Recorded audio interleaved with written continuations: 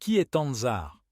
Anzar est connu sous le nom d'Agulid Ougufur, dieu de la pluie, est un personnage de la mythologie berbère d'Afrique du Nord et est associé à la fertilité et à la prospérité. Le terme Anzar est devenu la dénomination de la pluie dans les dialectes berbères. Anzar chez certains berbères est aussi le dieu du ciel, des eaux, des rivières, des mers, des ruisseaux, des sources et de la pluie, et apparaît comme l'élément bienfaisant qui renforce la végétation, donne les récoltes et assure le croît du troupeau. Dans les croyances anciennes des Berbères. Pour obtenir la pluie longue à venir, il faut solliciter Anzar et tout faire pour provoquer son action fécondante. Un exemple notable de ce rite est le Tizlit en Anzar, la fiancée d'Anzar, qui était consacrée à Anzar en Afrique du Nord. Ce rite est célébré encore aujourd'hui, dans l'Atlas, chez les Beni Sénous en Oranie, dans le Rif, en Kabylie, dans l'Ouarsenis et dans les Aurès, et au Mzab et Tabelbala dans la région de la Saoura, et à Tunis, Gafsa, Matmata et Djerba en Tunisie.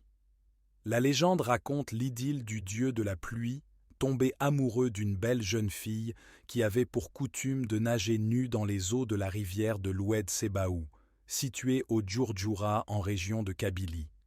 Subjugué par sa beauté, Anzar s'adressa à elle en ces termes. « Tel l'éclair j'ai fendu l'immensité du ciel, ô toi, étoile plus brillante que les autres.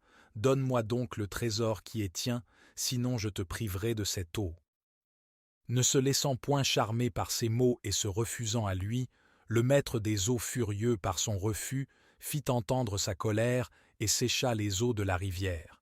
Ainsi le jour suivant, les villageois découvriront des rivières, des ruisseaux et des sources desséchées, le malheur était tombé, la mort était certaine, plus rien ne pouvait apaiser la colère d'Anzar.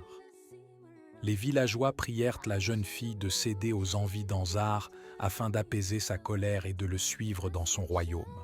Apeurée, la belle implora « Ô Anzar, ô toi, floraison des prairies, laisse à nouveau couler la rivière et viens prendre ta revanche. » C'est ainsi que la jeune fille se sacrifia pour la survie des siens. Ainsi le roi de la pluie satisfait, la vie normale reprit son cours. Anzar céda à ses supplications, et les eaux coulèrent de nouveau. Telle est la légende d'Anzar, qu'on raconte jusqu'à maintenant. Cette symbolique sexuelle naïve entre dans les mêmes systèmes de pensée que d'autres pratiques telles que les baignades de femmes nues au solstice d'été, pendant l'Aoussou, est déjà condamnée par saint Augustin au IVe siècle, les nuits de l'erreur signalées en Afrique du Nord.